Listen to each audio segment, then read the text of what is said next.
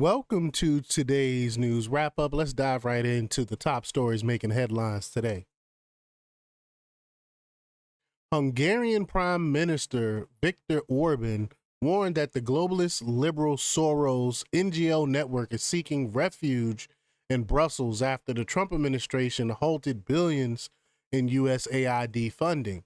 Orban highlighted that 63 NGOs are now asking Brussels for money under the pretext of human rights projects. Brussels don't have any money.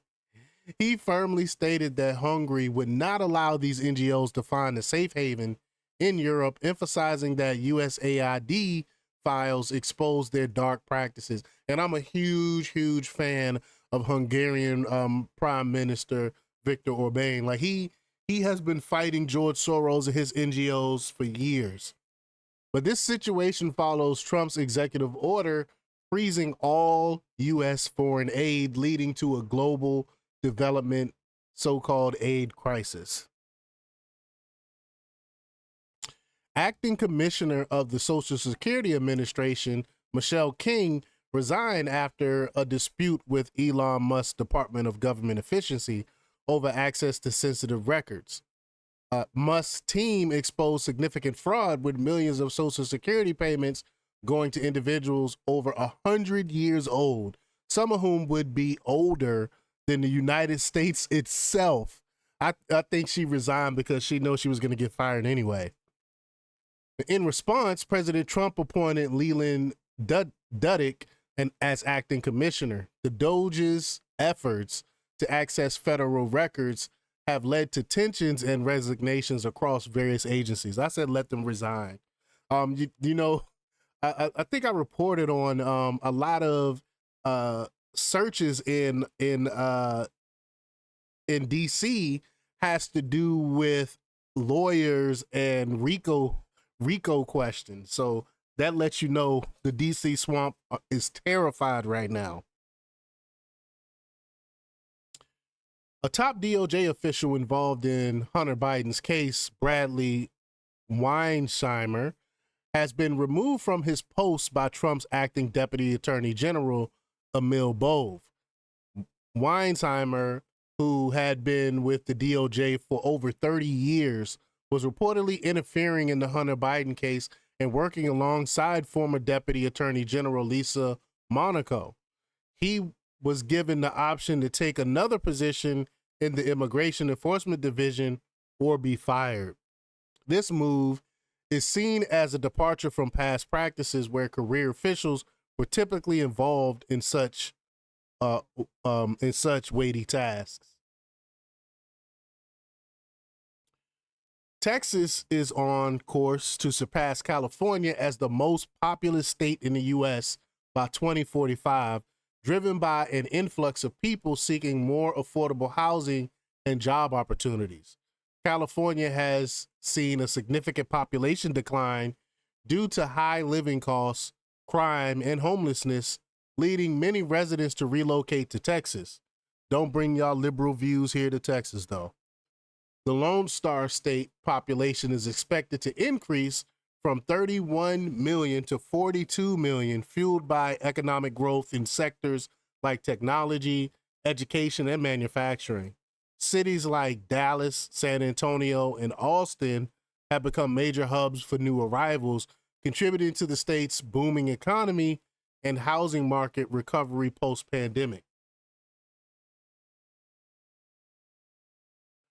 A federal judge has declined to issue a temporary restraining order against Elon Musk's DOGE team, which is working within the Department of Education.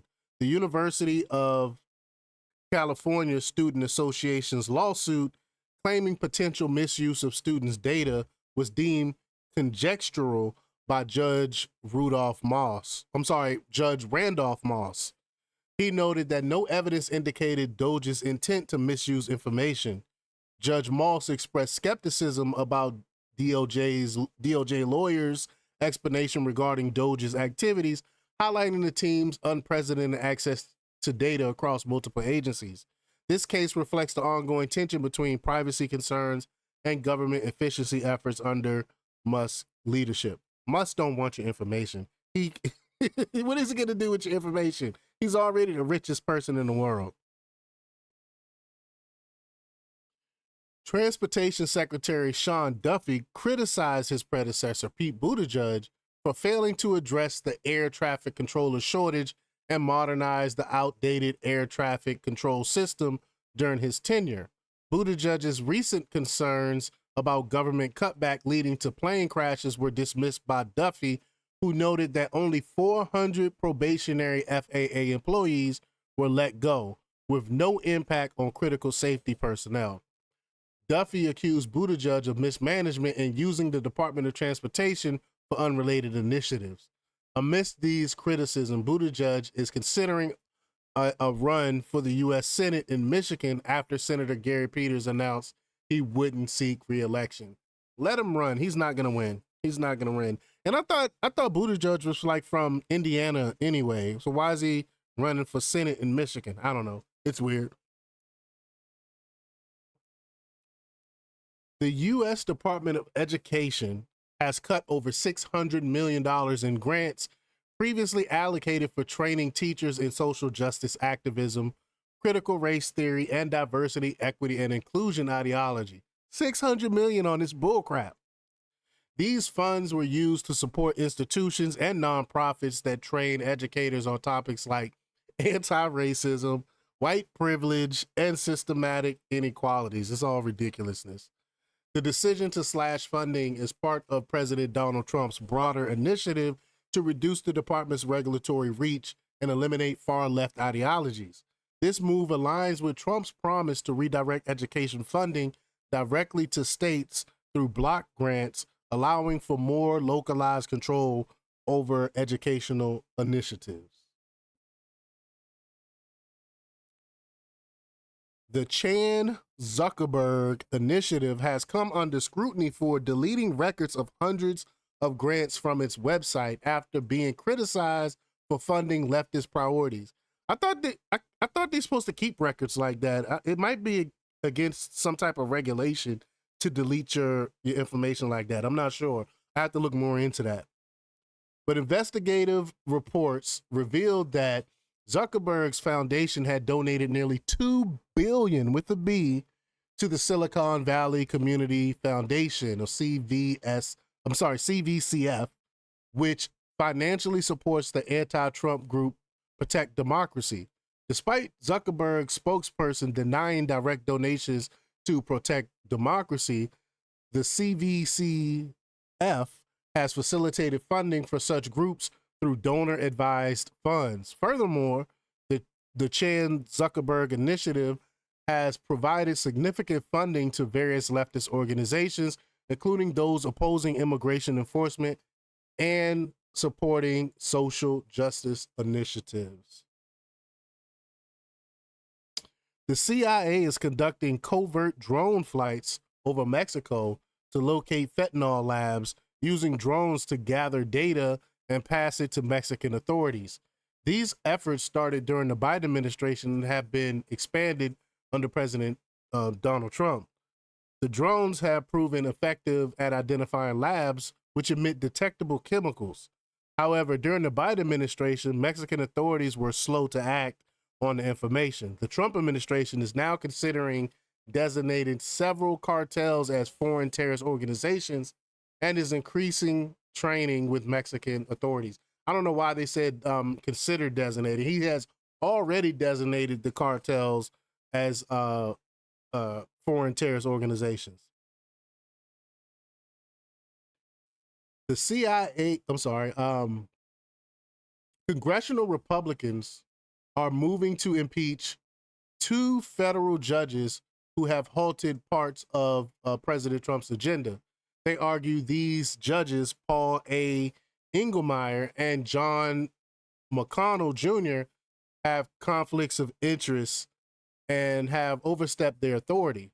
Engelmeyer is accused of blocking access to crucial payment systems, while McConnell is criticized for his involvement with the NGO that received federal funds. The GOP actions are part of a broader effort to address judicial activism and ensure accountability within the judiciary. Sorry, that slide was going to that. My stuff is all out of whack. I think I'm missing a I'm missing a article here. Sorry about that, y'all. Congressional Republicans are moving to impeach 2 federal judges. Sorry, I went over that one. Sorry, y'all. My stuff is all out of whack today. I apologize. House Speaker Mike Johnson praised Elon Musk and the Department of Government Efficiency, DOGE, for uncovering hidden government spending funnels to liberal allies. Johnson highlighted that years of congressional oversight were obstructed by bureaucrats concealing critical data. With Trump's push to drain the swamp and Musk's leadership, financial records are now revealing questionable expenditures. Johnson emphasized that Musk's efforts are revolutionary, providing lawmakers with proof to dismantle excessive bureaucracy and restore the original intent of the Constitution. This has alarmed Democrats and big government proponents who fear the potential impact of these regulations. Y'all know me. I love to see it. Anyone that's afraid of transparency has something to hide. But y'all let me know what y'all think about this. Leave your comments down below. And that's it for today's wrap up. Stay tuned for more updates.